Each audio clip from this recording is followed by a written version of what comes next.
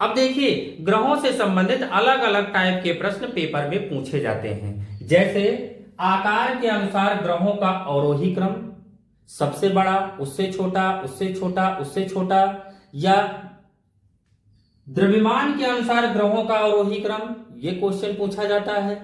उसके बाद जो है घनत्व के अनुसार ग्रहों का अवरोही क्रम, ये अलग अलग टाइप के प्रश्न पूछे जाते हैं। आपको 4 ऑप्शन दे दिया जाता है, उसमें कहा जाता है कि अरेंज कीजिए अवरोही क्रम में आकार के अनुसार, द्रव्यमान के अनुसार, घनत्व के अनुसार। बहुत ही इंपॉर्टेंट क्वेश्चन है ये।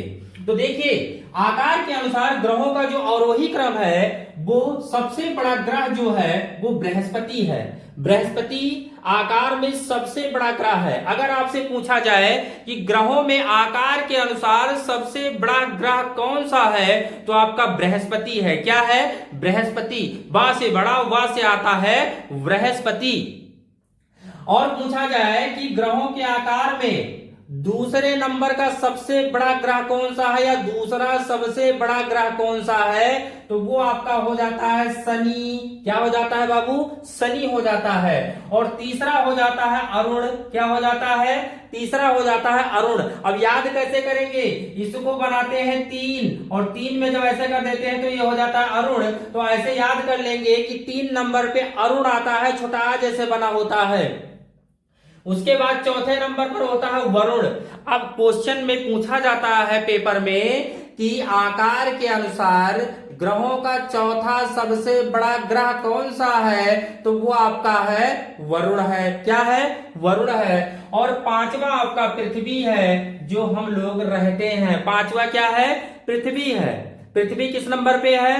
5वें नंबर पे है। क्या है? 5वें नंबर पे है। छठा देखिए शुक्र मनाओ भैया।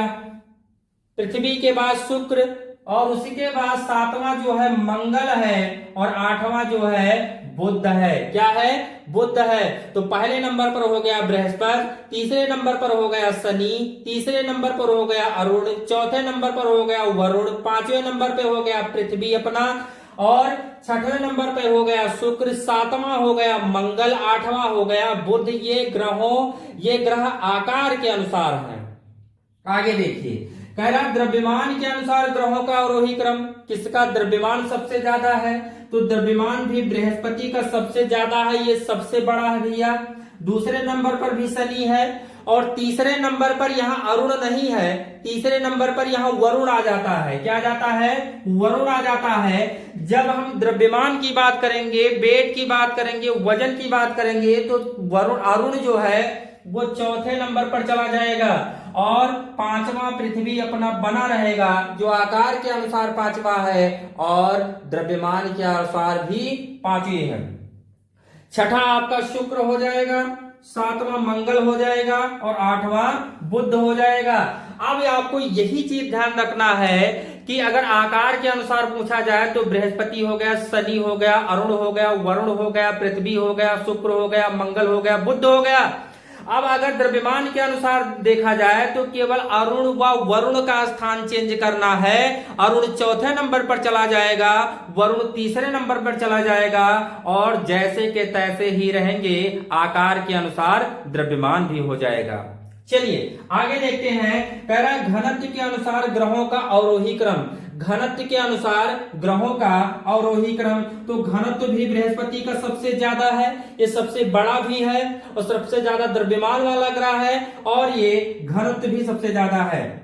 शनि दूसरे नंबर पर है, वरुण भी यहाँ पे तीसरे नंबर पर विराजमान है, और चौथे नंबर पर अरुण है। 5वां पृथ्वी आपका फिर बना हुआ है, 6वां शुक्र, और 7वां मंगल, 8वां बुध।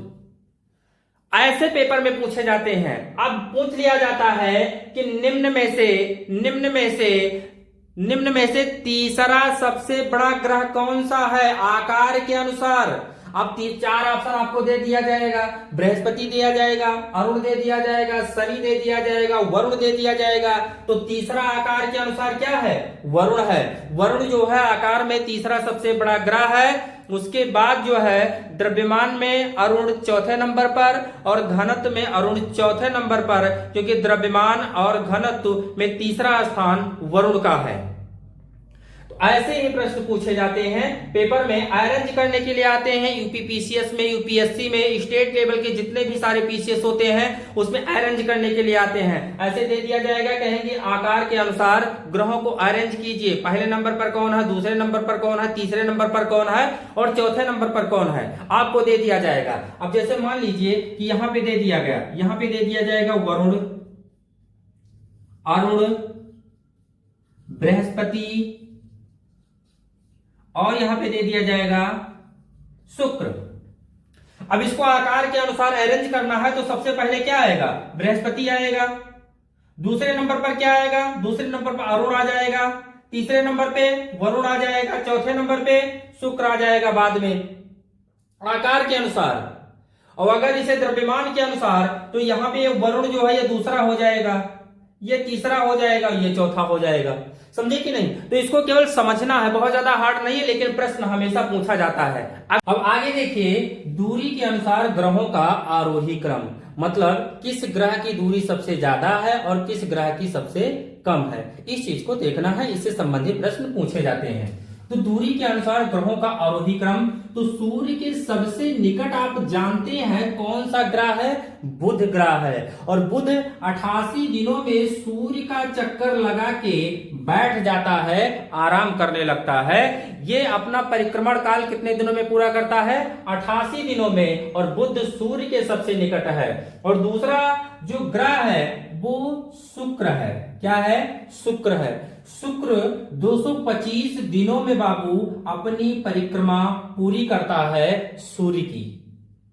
तीसरे नंबर पर हमारी पृथ्वी है, और ये परिक्रमा कब कितने दिनों में पूरी करती है, 365 डेज, मतलब 365 दिनों में ये अपनी यात्रा पूरी कर लेती है। सबसे कम समय में बुध, दूसरे नंबर पर शुक्र 225 दिन, और तीसरे नंबर पर 365 दिनों में पृथ्वी। मंगल की अगर बात किया जाए तो मंगल का परिक्रमण काल पृथ्वी के समान है। तो जितने दिनों में पृथ्वी अपना चक्कर लगाएगी उतने ही दिन में मंगल भी सूर्य का चक्कर लगाता है, मतलब 365 दिन इसके लिए भी रख दीजिए बाबू। उसके बाद बृहस्पति की अगर बात करेंगे तो बृहस्पति 5वें नंबर पर दूरी के अनुसार जो है ये सबसे बड़ा ग्रह है, और उसके बाद जो है ये 11 साल 9 माह में ये अपनी प्रक्रिया पूरी कर लेता है, मतलब एक चक्कर लगाता है।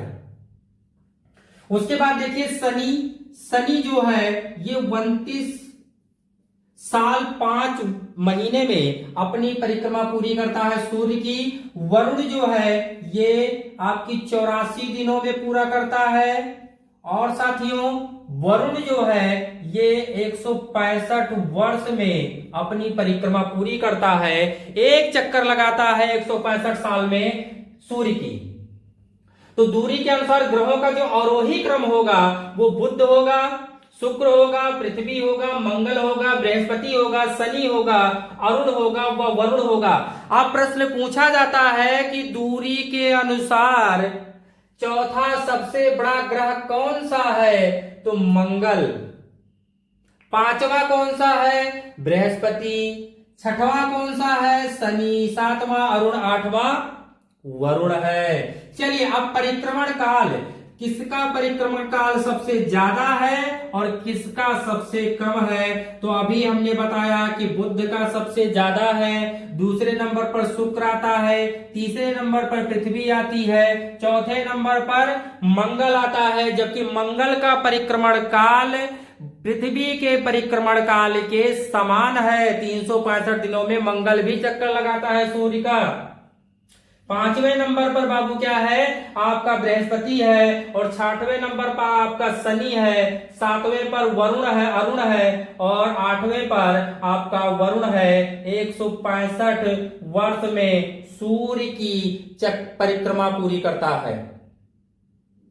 उसके बाद देखिए परिक्रमण वेग के अनुसार ग्रहों का आरोही क्रम, मतलब किसका वेग ज्यादा है, कौन ज्यादा तेज दौड़ लेता है। जब आप दौड़ में देखते हैं तो दौड़ में कोई बहुत तेज दौड़ता है जो आगे निकल जाता है, कोई पीछे दौड़ रह जाता है तो वो उसकी स्पीड कम है। तो स्पीड के अकॉर्डिंग ये पूछ रहा है कि ग्रहों का आरोही क्रम देख लेते हैं। तो भैया बुध जो है 88 दिनों में सूर्य की परिक्रमा करके आराम से खा पी के लेटता है। तो सबसे स्पीड ज्यादा किसकी होगी? बुध की होगी। दूसरे नंबर पर भोर का तारा शुक्र की होगी। तीसरे नंबर पर हमारी पृथ्वी की होगी। चौथे नंबर पर मंगल की होगी। पांचवें नंबर पर बृहस्पति की। छठवें नंबर पर शनि की। और अरुण की 7वें नंबर पर, 8वें नंबर पर अरुण की होगी। ये 165 साल में एक चक्कर लगाते हैं महोदय सूर्य का। बहुत धीरे धीरे चलते हैं, हमें लगता है खाए पिए बहुत हैं। उसके बाद 84 दिनों में जो है ये अरुण महोदय करते हैं, बहुत धीरे धीरे मस्त चाल। कहते हैं चलो क्या जाता है, कौन सा हमको खेत जोतना है, आराम से सूर्य का चक्कर लगाओ। अगर सूर्य अपने आप में सूर्य हैं तो हम भी जो है अरुण हैं, हम भी वरुण हैं। तो बच्चों ये ग्रहों से संबंधित ये अलग अलग टाइप के प्रश्न पूछे जाते हैं, कभी अवरोही क्रम में, कभी आरोही क्रम में, कभी द्रव्यमान के अनुसार, कभी घनत्व के अनुसार, कभी दूरी के अनुसार, कभी परिक्रमण वेग के अनुसार, तो कभी आकार के अनुसार। इसको आपको समझना है। एक बार इसको समझ लेंगे तो कोई भी दुनिया का पेपर दे दीजिए, आपको ग्रहों से संबंधित प्रश्न कभी हार्ड लगेंगे ही नहीं, सारा डाउट आपको क्लियर हो जाएगा। आगे आपको एक एक ग्रह आपको पढ़ाया जाएगा, पृथ्वी, मंगल, शुक्र, बृहस्पति, शनि, वरुण, यम, प्लूटो सब पढ़ाया जाएगा। प्लूटो का दर्जा क्यों छीन लिया गया ये भी आपको बताया जाएगा। तो ये आपको अच्छे से समझ लेना है।